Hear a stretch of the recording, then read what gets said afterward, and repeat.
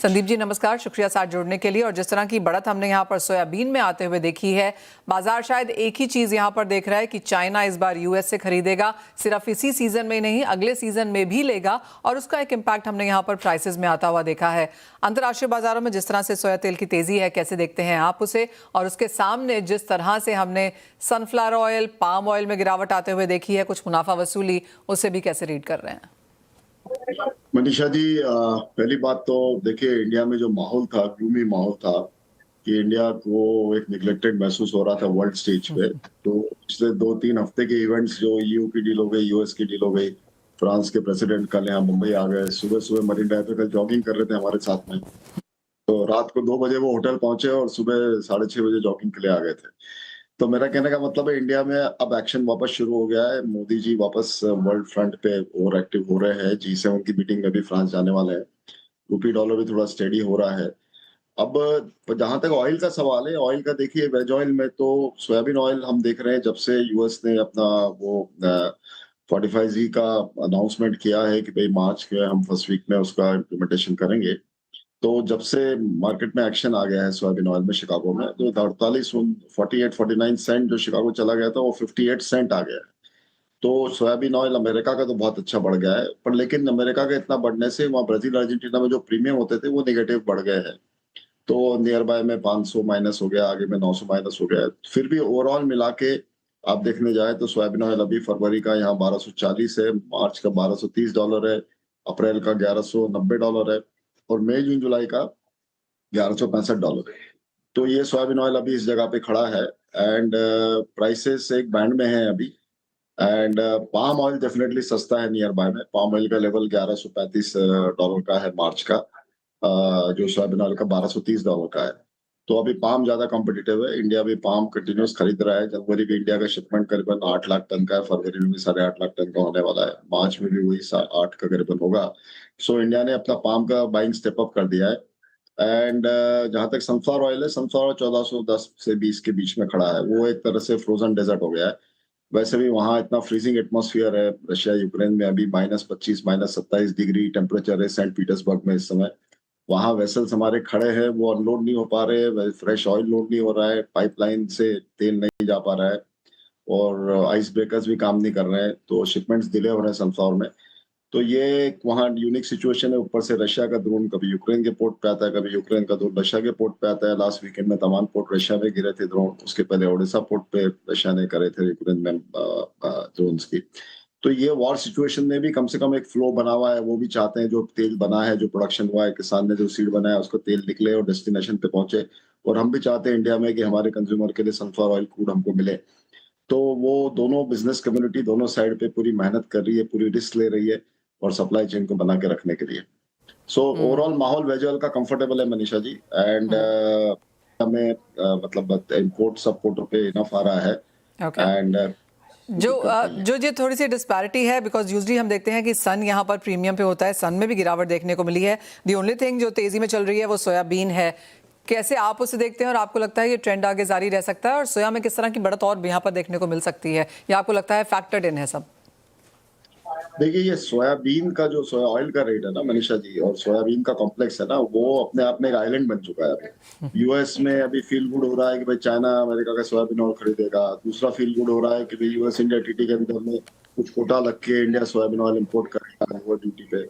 तो ये दोनों के कारण, और मैंने बोला जो उन्होंने 45Z का जो ऐलान किया है कि भाई वो मैंडेट्स जो है वो उस तरह से सोयाबीन ऑयल बायोडीजल में ज्यादा यूज करेंगे। हमारे साथ इस्मा डीजी दीपक बलानी जुड़े हैं। दीपक जी नमस्कार, शुक्रिया साथ देने के लिए।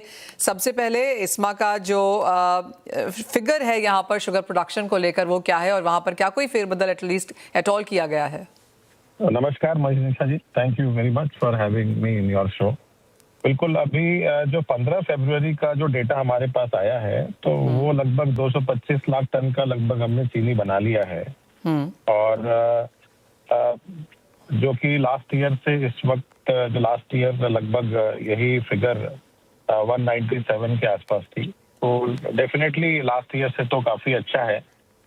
मूविंग अहेड, जो हमारा एस्टिमेट जो हमारा 343 का था, वो लगभग अभी फिलहाल हम आपको एग्जैक्ट नंबर तो नहीं दे सकते, क्योंकि हमारी कमेटी मीटिंग 25 फरवरी को पुणे में है, जहाँ की हमारे सारे इंडस्ट्री कलीग्स और हम लोग डेटा प्रेजेंट करेंगे और डिस्कशन करके एक फाइनल नंबर बताएंगे।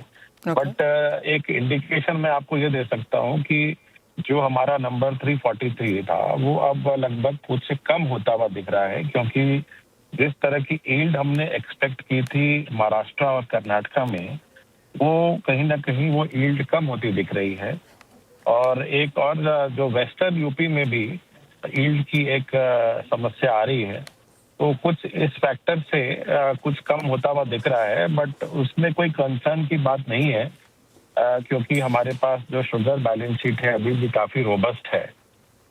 कुछ लोगों ने अपना डेटा पब्लिश किया है, बट हम आपसे 25 तारीख को फिर बात करेंगे, जिसमें हम आपको एग्जैक्ट एस्टिमेट बताएंगे अपना।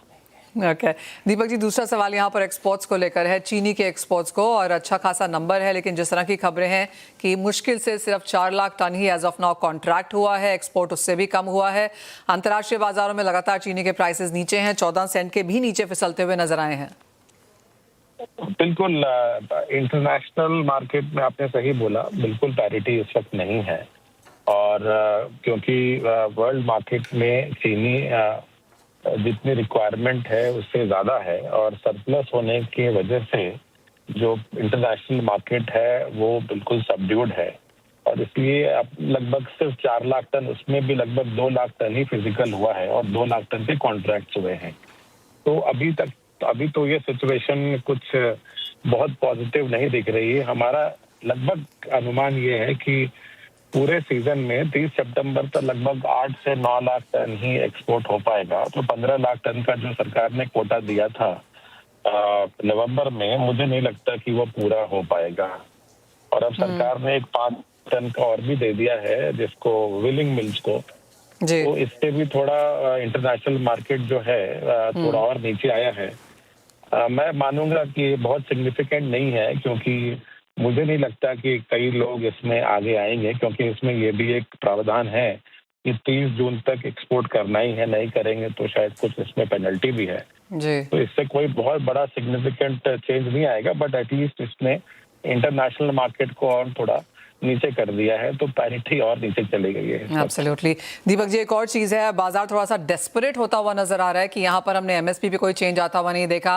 कुछ और इंडस्ट्री पार्टिसिपेंट से मैंने बात की, उन्होंने बोला कि कुछ तो रिवीजन आना चाहिए। अब जो पहले के मैथ्स एंड फॉर्मूलाज थे कि 41 हो, 39 हो, 38 हो, कुछ गवर्नमेंट को एटलीस्ट मूव करना चाहिए इसके ऊपर।